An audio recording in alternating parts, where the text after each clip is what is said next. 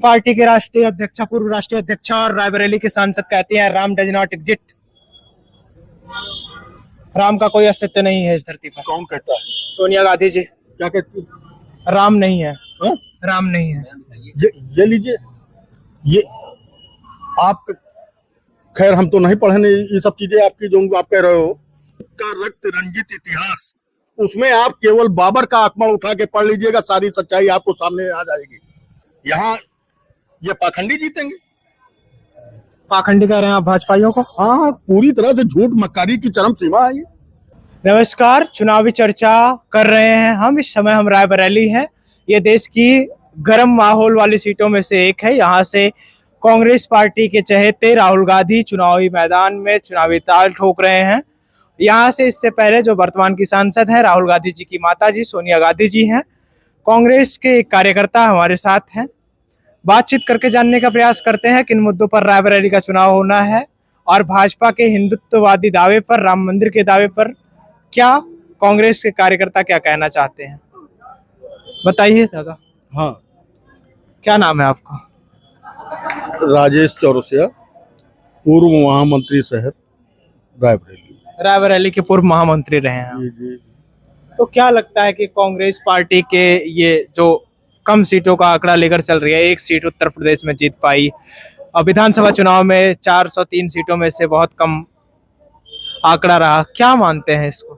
देखिए, जहां तक सीट जीतने की बात है, रायबरेली गांधी परिवार का रायबरेली से भावनात्मक रिश्ता है और गांधी परिवार का कोई भी सदस्य यहाँ से जब लड़ता है तो जनता स्वयं चुनाव लड़ती है। जनता लड़ रही है रायबरेली में, जनता स्वयं उनको जिताती है। हम लोगों का काम, हम कार्यकर्ताओं का काम केवल जनता को के बीच में उनको लाना और अन्य कार्य जैसे वोट डलवाने की प्रक्रिया को पूरा करने का कार्य ही रह जाता है। बाकी जनता उनको स्वयं जिता कर भेजती है। आपका एक बयान वायरल हुआ था बहुत दिनों पहले। आपने मंदिर के नाम पर कुछ कहा था, मस्जिद के नाम पर, बाबरी मस्जिद के ऊपर। हाँ हाँ हाँ, जब वो इमारत नहीं रही, इन लोगों ने जब देश में दंगे करवा के उस इमारत को तोड़ा जिसको ये बाबरी मस्जिद कहते हैं, और इन्हीं की किताबों से राम जन्मभूमि से जुड़ी हुई किताबें जो अयोध्या से प्रचारित हो रही थी, उनमें जब हमने जाकर देखा तो हमारे पैरों तले से जमीन निकल गई। उसका मैं वहां के राम मंदिर के विषय में मैं बहुत संक्षेप में आपको बता रहा हूं, और इन्हीं की भाषा में, जिस भाषा में लिखा हुआ था, उसमें केवल ये है कि थोड़ा सा संशोधन जरूर कर रहे हैं। वहां पर कहते हैं कि कभी राम मंदिर हुआ करता था, उसमें स्वामी श्यामानंद महाराज मुख्य पुजारी हुआ करते थे। देश में मुगलों का आगमन हो चुका था। श्यामानंद जी के पास दो मियाँ पहुंचे और उनसे आग्रह उन्होंने किया कि आप मुझको अपना शिष्य बना लीजिए और धर्म की शिक्षा दीक्षा दीजिए। उन्होंने, श्यामानंद जी ने उन्हें अपना शिष्य बना लिया और उनको धर्म की शिक्षा दीक्षा देने लगे। उसी बाबर देश में काबिज हो चुका था। उसी लगभग पीरियड में अयोध्या के पास, इस समय मैं उस जगह का नाम नहीं बता पा रहा हूँ, उसमें लिखा है किताब में, अयोध्या के पास कोई युद्ध लड़ता है और वो युद्ध हार जाता है। हार कर वो अयोध्या की तरफ जब आता है तो उनके दो मियाँ शिष्यों में से एक शिष्य से उसकी मुलाकात हो जाती, बाबर की। वो बाबर से, श्यामानंद जी का वो शिष्य बाबर से ये कहता है कि आप यहाँ पर पूजा अर्चना इबादत करके जाओगे तो आप युद्ध जीत जाओगे। बाबर ने वैसा ही किया और उसके बाद जब वो वहां गया युद्ध में वापस, तो वो युद्ध जीत गया। युद्ध जीतने के बाद बाबर वापस अयोध्या की तरफ पलटा। जब वो अयोध्या की तरफ पलटा तो स्वामी श्यामानंद जी के उस मियाँ शिष्य के मन में खोट आ गई ये बात स्वामी श्यामानंद महाराज भी समझ चुके थे। उन्होंने वहां की मूर्तियां समेटी और चुपचाप धीरे से रात को निकल गए, रातों रात वहां से निकल गए। जब बाबर वहां पर पहुंचा तो स्वामीनंद श्यामानंद जी के उसी शिष्य ने उनसे ये कहा कि आप मंदिर को तोड़ के मस्जिद बनवा दीजिए, इसलिए कि उसका बाबर को उस शिष्य से फायदा हुआ था। बाबर ने अपने सिपह सलार मीर बाकी को हुक्म दिया कि यहाँ पर मंदिर तोड़कर आप मस्जिद बनवा दीजिए। तलवारों का जमाना था, मीर बाकी, और वो स्वयं दिल्ली चला गया। तलवारों का जमाना था, मीर बाकी ने उस मंदिर को जबरदस्ती तोड़वाया। तोड़वाने के बाद एक घटना घटने लगी। जब मस्जिद बनाई जाने लगी तो दिन भर मस्जिद की दीवारें खड़ी की जाती थी और रात में अपने आप गिर जाती थी। ये चमत्कार बार बार होने लगा और हर तरह के प्रयास करके जब उन्होंने देख लिया ये किसी तरह से रुक नहीं पा रहा था, तो यहाँ से संदेशा गया बाबर को, दिल्ली दूध भेजकर संदेशा दिया गया कि वहाँ ऐसी ऐसी घटना घट रही है, आप आकर देखिए। जब बाबर के पास पहली बार दूध गया तो अभी हम इस किताब का नाम भी आपको बताएंगे। जब पहली बार वो दूध गया तो बाबर ने यह कहकर दूध को वापस कर दिया कि अगर जो वहां मस्जिद नहीं बन पा रही तो आप वापस छोड़ के चले आओ। लेकिन श्यामानंद जी के उस मियां शिष्य के मन में भी आत्मग्लानि थी। उसने दोबारा फिर दूध भेजा और संदेशा भेजा बाबर के लिए कि आप स्वयं आकर देखिए। बाबर दिल्ली से अयोध्या आया। उसने एक रात इस घटना को देखा कि दिन भर मस्जिद की दीवारें बनाई गईं और रात में वो अपने आप गिर गईं। उसने तुरंत राम को राम मान लिया और उनसे क्षमा मांगी।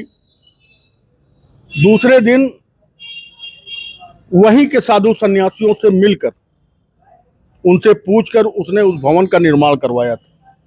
भवन का निर्माण हो जाने के बाद उसने भगवान राम से अरबी भाषा में लिखित रूप से क्षमा मांगी थी। वो पत्थर उस भवन के साथ ही लगा हुआ था जिसमें लिखा था अरबी भाषा में सीताए पाक। इसका अर्थ होता है सीता की तरह पवित्र स्थान। कुछ सन्यासियों ने उसको सीता पाक भी कहा कि ये सीता की रसोई बना के बाबर गए थे, लेकिन सही अर्थ उसका है सीता की तरह पवित्र स्थान। और वहां पर वो निर्माण जो है भगवान के क्षमा करने के बाद ही बना। आप बताओ कि जहां पर मतलब सीताए पाक या सीता की रसोई ही कह लो, वो मस्जिद नहीं हो सकती। उसके बाद अभी आप देख लीजिए, आपके सामने ये राम का मजाक उड़ाने जाते हैं। गुरु गोरखनाथ पीठ के मठाधीश साधु, जिनको सन्यासी कहते हैं, बाबा जी, आपको याद होगा कुछ समय पहले उन्होंने एक घोषणा की थी कि भगवान आ रहे हैं, कल पुष्पक विमान से राम आएंगे। और उसको पूरा मीडिया द्वारा प्रचारित करवाया गया था और वहां पर उन्होंने हेलीकॉप्टर से नौटंकी वालों को उतार के उनकी आरती उतारी थी। दूसरा उदाहरण आपको दे रहे हैं। जब इन्होंने मंदिर बनाने की बात की, आप देख रहे थे किस तरह मजाक उड़ रहा था। उंगली पकड़ के इनकी जा रहे थे राम, हम उनका मतलब। लेकिन इन्होंने चुनाव के लिए जैसे उनको पेटेंट करके बैठाया। हमारे मतलब धर्म गुरुओं का, शंकराचार्यों का अपमान करके, साधु संतों का अपमान करके ये स्वयं उनकी प्राण प्रतिष्ठा करके चले आए। ये दूसरे राम। और जो हमारे राम, जो घट घट में व्याप्त भगवान राम, उनको हाँ हाँ कलकल में कह लो, घट घट में कह लो। आप तो बाबूजी कुमार विश्वास की तरह कह रहे हैं कि अपने अपने राम। हाँ, अपने अपने राम नहीं, जो राम है भगवान राम है, वो सबके राम, पूरी दुनिया के मालिक, जिन्होंने बाबर को भी क्षमा किया था। अब आप बताओ कि केवल हमको वो दिखाना था, वो पत्थर दिखाना था लोगों को कि देखिए यहां पर बाबर ने सीताए पाक लिखा है। हाँ, उससे गलती से मंदिर से ही जुड़े लोगों के कहने पर वो टूटा था, वो गलती से वो हुआ है। हाँ, और उसके बाद उसने जब उसको गलती का एहसास हुआ तो उसने क्षमा मांग ली। कौन हिंदू कौन मुसलमान सब पूछते जाके राम को, और हमारे यहाँ का देश का मुसलमान कब से राम राम कर रहा है। आप राम को बदनाम कर रहे हैं, राम को केवल इतना छोटा बना के दिखा रहे हैं। बाबूजी अगर बदनाम और राम राम हर मुसलमान कर रहा है तो करता था, लेकिन अगर जो हम आपसे जबरदस्ती कहें चलो इधर क्यों जाएंगे, और फिर किसी से पूछ के हम क्यों करेंगे कुछ, हम अपनी मर्जी से करेंगे। हाँ, हम अल्लाह ईश्वर गॉड, ईश्वर का दर्जा जिसको भी है वो तो किसी का नहीं हो सकता, मतलब किसी एक का तो नहीं हो सकता, वो तो सारी दुनिया का हो गया ना जिसको ईश्वर का दर्जा प्राप्त। हाँ, इन लोगों की इंसानियत देख लीजिए, ये राम को मानने वाले हो सकते हैं कि 2-4 हजार 2-3 हजार किलोमीटर जब आदमी चल रहा था, हाँ, प्रियंका जी ने बसें खड़ी करवाई तो वो उसमें स्कूटर का नंबर ढूंढ रहे थे, उनको बसें नहीं दिखाई पड़ रही थी, लोगों को उनके घर नहीं जाने दिया जा रहा, शहर में घुसने नहीं दिया जा रहा था। पुलिस को आदेश दे दिया था कि अगर जो कोई दिखाई पड़े घर के अंदर घुसने की कोशिश करे तो उसको पीटो। हाँ, जब हमारे देश का बुजुर्ग एकदम से आपने नोटबंदी कर दी, जब हमारे देश का बुजुर्ग लाइन में खड़े होके अपनी पूंजी को बदलने के लिए घंटों लाइन में खड़े होने के बाद अगर जो किसी को हार्ट अटैक हो गया तो ये ताली बजाने वाले थे कि चोर मर गया, वही उनका सहारा था, वही पूंजी। क्या लगता है इस बार क्या होने वाला है?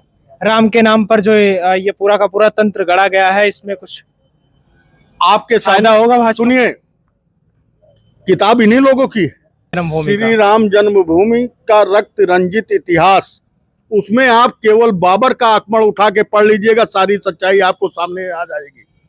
नंबर 1 चीज ये आप दरियाफ्त कर सकते हैं, कोई भी चाहे।